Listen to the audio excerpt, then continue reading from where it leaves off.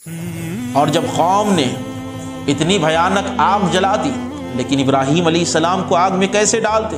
کس کی ہمت تھی قریب جانے کی؟ ابلیس نے انسانی شکل میں آ کر غلیر بنانے کا حکم دیا، غلیر بنا دیا گیا، حضرت ابراہیم علیہ السلام کو اس میں بٹھا دیا گیا۔ اب جب ابراہیم علیہ السلام اس منجنیق میں بیٹھ گئے تو زمین و آسمان کی مخلوق رونے لگی، اللہ کی بارگاہ میں عرض کرنے لگی کہ پروردگارا، اگر آج ابراہیم ختم ہو گئے تو کائنات عالم میں تیرا نام لینے والا کون رہے گا؟ پروردگارا، تیرا ذکر کرنے والا کون رہے گا؟ یہاں پر فرشتوں کی صفوں میں ہلچل مچ جاتی ہے، پروردگار عالم کی بارگاہ میں عرض کرنے لگتے ہیں کہ پروردگار ہمیں حکم فرما، ہمیں حکم فرما کہ ہم جا کر ابراہیم کی مدد کریں۔ اللہ تعالیٰ نے ارشاد فرمایا کہ میرا خلیل میرے سوا کسی کی مدد نہیں لیتا، وہ مجھ پر بھروسہ رکھتا ہے، مجھ پر ایمان رکھتا ہے کہ اے فرشتوں وہ تمہاری مدد کو قبول نہیں کرے گا۔ اللہ تعالیٰ اپنے خلیل کو بہتر جانتا ہے۔ فرشتے اللہ کے حکم سے آئے اور عرض کرنے لگے، کہیں پر پہاڑ کا فرشتہ آتا ہے،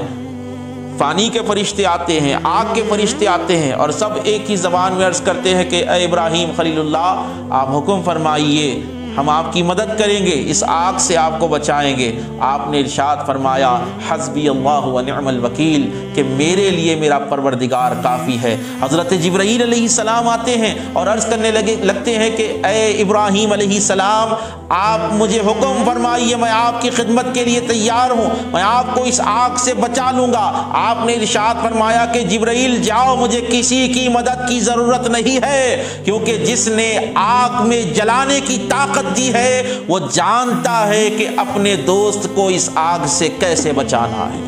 وہ جانتا ہے کہ اس آگ سے اپنے ابراہیم کو کیسے بچانا ہے۔ جب وہ منجنیق کو کھینچ دیا گیا، ساری کائنات یہاں پر حیران ہے کہ آج کیا ہوگا، اور کافر و مشرکین، نمرود کی قوم، نمرود آج جشن منانے میں لگے ہوئے ہیں کہ آج وحدہ لا شریک کا ماننے والا جل کر خاک ہو جائے گا، آج ابراہیم خلیل اللہ اس آگ میں جل کر ختم ہو جائیں گے۔ لیکن خدا کی عزت کی قسم ہے، جس کی پیشانی میں نور محمدی چمک رہا ہو، دنیا کی کون سی آگ ہے کہ اس ابراہیم کے کپڑوں کو جلا کر رکھے؟ دنیا کی کون سی آگ ہے جو ابراہیم علیہ السلام کو نقصان پہنچا سکے؟ جب حضرت ابراہیم علیہ السلام کو آگ کی طرف جھونکا جا رہا تھا، اب مسلمانوں توجہ فرمائیے، یہ کون سا مقام تھا، یہ ایمان کا کون سا درجہ تھا، یہ احسان کا کون سا درجہ تھا کہ فرشتے آ کر مدد طلب کر رہے ہیں، فرشتے آ کر عرض کرتے ہیں کہ آپ حکم کیجئے، ہم آپ کی خدمت کے لیے حاضر ہے۔ لیکن یہاں پر نفس مطمئنہ کی شان تھی، یہاں پر راضیہ و مرضیہ کا مقام تھا۔ کہا کہ میرا رب جس سے راضی ہے میں خلیل اس سے راضی ہوں، میرا رب جس سے راضی ہے میں اس کا بندہ خلیل اس سے راضی ہوں، وہ جو چاہتا ہے میں اسی کے حکم پر پابند ہوں۔ اگر وہ چاہے کہ میں اس آگ میں جا کر ختم ہو جاؤں تو اس کا بندہ راضی ہے، اگر وہ بچانا چاہے تب بھی اس کا بندہ راضی ہے۔ عرض کرنے کا مقصد یہ ہے، منجنیق کو کھینچ کر چھوڑ دیا گیا، اور جب منجنیق حضرت ابراہیم علیہ السلام آگ کی طرف جا رہے ہیں، قوم خوشی منا رہی ہے کہ ابراہیم آگ کی طرف جا رہے ہیں،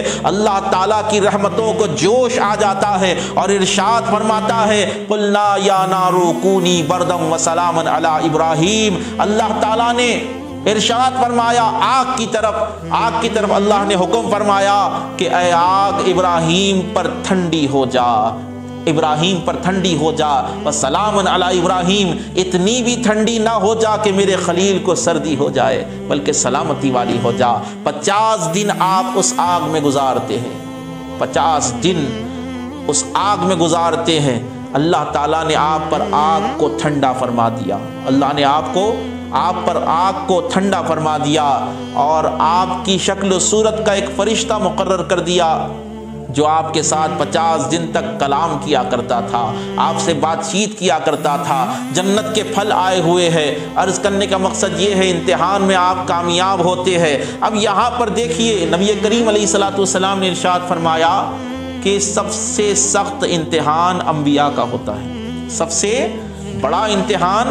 انبیاء کا ہوتا ہے، اور قرآن مقدس میں اللہ رب العزت ارشاد فرماتا ہے وَلَنَبْلُوَنَّكُمْ بِشَيْءٍ مِّنَ الْخَوْفِ وَالْجُوعِ وَنَقْصٍ مِّنَ الْأَمْوَالِ وَالْأَنفُسِ وَالثَّمَرَاتِ، کہ ہم تم کو ضرور آزمائیں گے تمہاری جانوں کے ذریعے۔ جان کا امتحان ابراہیم علیہ السلام دے چکے تھے، کہا کہ ہم تم کو ضرور آزمائیں گے تمہاری اولادوں سے، ہم تم کو اولادوں سے آزمائیں گے۔ اب یہاں پر دوسرا حکم آ رہا ہے، حضرت